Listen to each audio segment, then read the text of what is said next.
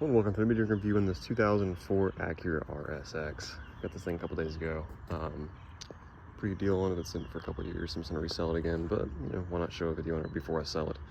This is a 2004, 154,000 miles, and it is beat to hell. Aftermarket wheels, lowered, a little bit of camber on it, the usual stuff, you know. Different rear bumper. Tags expired in 2022. It's sat. Well, the guy who owned it was in jail because, you know, Honda Acura things. But it's not a bad car.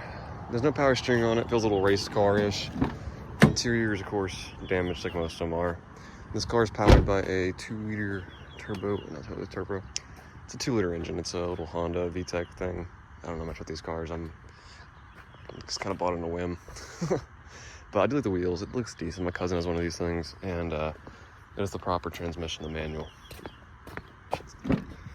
Car is a coupe, of course. I think it's based off the Civic, if I'm not correct. Oh, if I'm not mistaken, but it is the Integra at heart. Aftermarket stereo, AC and climate control, sunroof, lights, manual transmission, a cup holder, as well as a tray. So it's kind of cool. One cup holder back here, more cup holder up there, USB port. Window switches over here, as well as heated mirrors, as well as some locks and unlocks. The roof buttons are right here, cruise control. As for the mirrors, and then the work control buttons right here. Turn signals are right here, and wipers are right here. Of course, you have center console, 2 vents. Driver has 2 vents as well. It's kind of an interesting setup, to be honest. I've never really liked it that much.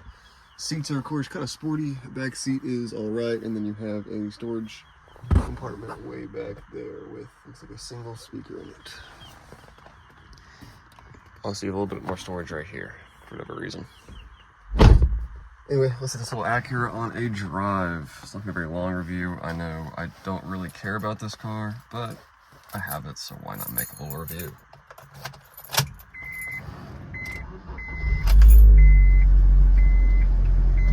It's been started up, just so you know I'm gonna rev it, but it has been started up.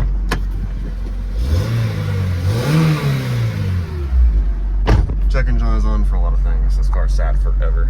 This is a 5-speed manual. You could get a 6-speed, but this one is not one of those. Put more seatbelts so don't beep at us. And for like legality purposes, because you know, with 2-year-old expired tags do nobody any good favors. And that no power steering is kind of a pain, I'm not gonna lie. But you know, for a $500 car, it's not bad at all. Fuel gauge also does not work, so that's fun. I always forget how much of a pain in the butt it is to try to shift gears well. Oh shit, I think I'm off my driveway. To shift gears while I am recording. So this will be fun. And we'll have no power steering too. Let's get in the first gear. And let's get this bitch out of the way. Oh my gosh. It's less different than you'd think for such a light car. I think it's front wheel drive. But it is pretty fun. The lowering kit makes things absolutely horrendous to drive, but you know, it is what it is. But it is a very fun little car. I don't know what's with SRS lights. The last 4 cars I've bought have all had SRS lights on. Stop the stop sign. Probably should not be in 2nd gear, but whatever. Let's downshift to 1st. Oh wait, I was in 3rd. Okay, that makes a lot more sense. My bad. I'm filming, driving, and shifting gears at the same time. I don't have ADHD or nothing, but that's a lot of multitasking for one person who just woke up. It's a horrible camera angle, but there we go, it's a lot better. We'll just stick in 3rd gear for the rest of this trip. But it is kind of a little fun car. They're extremely reliable. I mean, it's started up for 2 years, so that's usually a good reliability test, is how long a car can sit without breaking down. And this one has passed the test.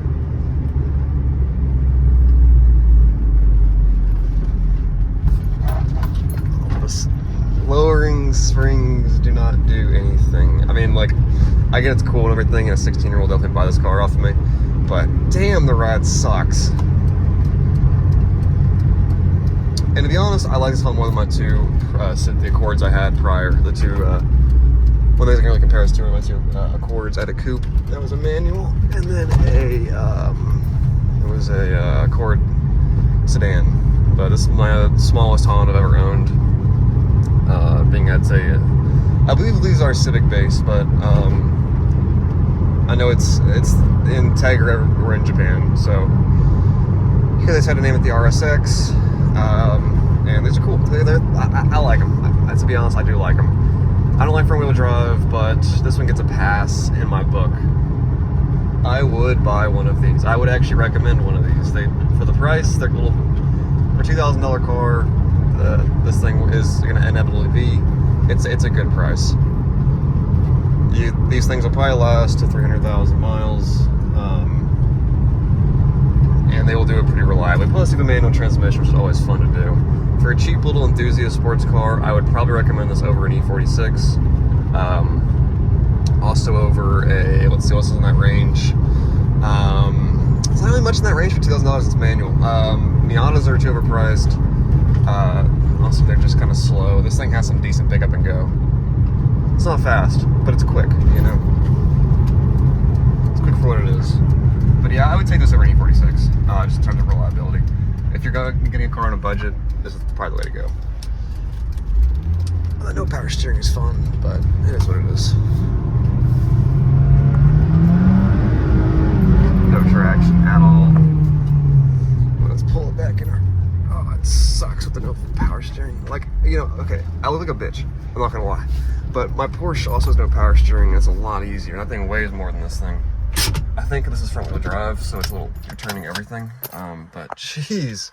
Also, that Mercedes ML I had no power steering, and that thing is easier. That's a fucking SUV. But anyway, yeah, I mean, it's a decent car. I'd recommend it. I would take this for an E46, of course. I would take it over a cheap 944 they're gonna find. Even though I love Porsche, it's 944. It's me on a budget. Take this. If you have more money, buy the European option, the E46, the 944, or the C30. The C30 manuals are actually pretty reliable. I'd probably take this. Probably take the Mercedes manual over one of these. But yeah, I mean, it's a good little car. And parts are cheap. I mean, it's a Honda, so stuff is pretty cheap. If you need a whole engine, $100 to pick and pull.